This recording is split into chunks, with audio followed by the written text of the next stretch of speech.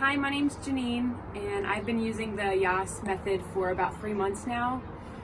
Before using the YASS method, I felt like what I would describe as unmanageable pain. I saw so many different doctors, and I was really inactive for fear of the pain increasing.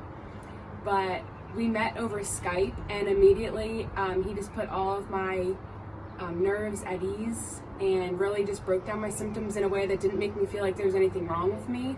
And he really just emphasized my need for strength training. Now, since using the YASS method weekly, or like multiple times a week, I am able to do more than I could before. I can handle lifting more weight. Now I am able to manage my own symptoms. When I'm feeling an increased level of pain, I don't just have to run to the chiropractor or get a massage. And I just feel really empowered in that way. I feel like the Skype session that I had with Dr. YASS was more effective than so many in-person meetings I've had with other chiropractors and physical therapists. And I just feel so much more hope that I can continue to pursue the things that I love. And I would really recommend the YASS method for anyone who's interested.